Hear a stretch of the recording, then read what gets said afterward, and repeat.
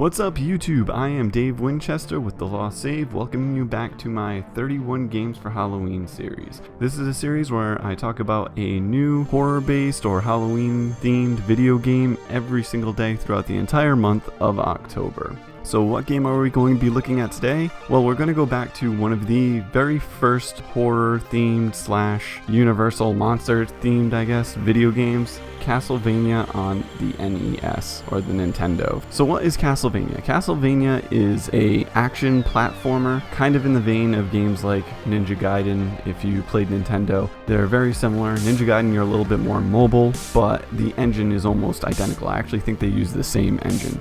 So the way you move about the world and attack, all very similar. The major differences being in Castlevania, you play as a character with a whip. In Ninja Gaiden, you have a sword. So in Castlevania, you have a little bit more range when you attack enemies. That means that the enemies are going to be a little bit different. They're going to have to attack you a little bit faster than they normally would.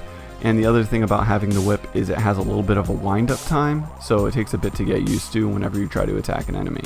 The other major difference is, again, the themes of the game. In Castlevania, you play as a character with the name of Belmont, who is part of this line of monster hunters, and his goal is to go and kill Dracula.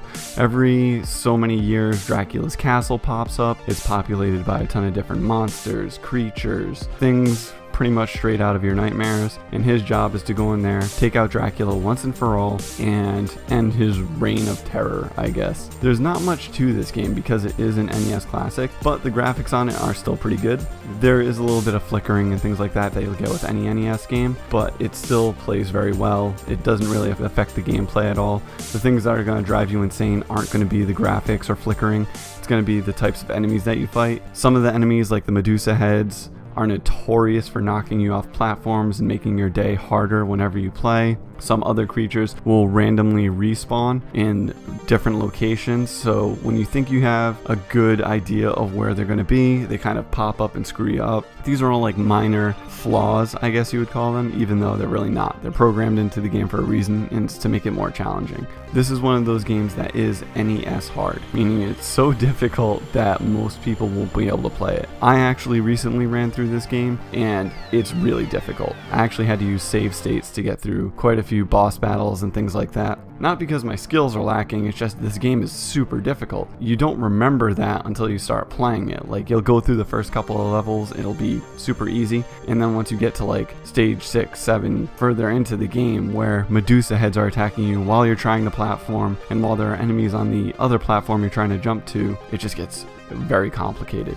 Not only that, a lot of the bosses, by the time you get to them, because of the way the levels are set up, you don't have much health. So when you're trying to fight the bosses, you literally can only get hit maybe once or twice before you get taken out. And there are bosses like Death who have these scythes that kind of fly around you, and you have to avoid or destroy them while attacking Death himself. It gets very complicated, very difficult. You have a limited number of lives before you can continue. So overall, it's a pain in the ass. So why is this part of the 31 Games for Halloween series? Think you can guess. It's literally the first horror-themed game that I remember playing when I was a kid. It's still fun to play nowadays. The sequels are all good, with the exception of maybe Simon's Quest, which is the second game in the series, and that's only because of the poor translation. Otherwise, if you get a guide, it's actually still really good. Dracula's Curse, also an excellent game. If you go into the Super Nintendo era, you have games like Super Castlevania 4, which are excellent. So that's going to be it for this video. Make sure you click the like button if you liked it. If you disliked it, that's what the dislike button's for. That little thumbs down. If you want to see more of my content, you can subscribe and even get notifications by clicking the notification bell. And make sure you check back in tomorrow at 5 p.m. for another video. Like I said, there's going to be one going up every single day during the month of October, and they post at 5 p.m. And until then, I'll see you next time. Have a good one.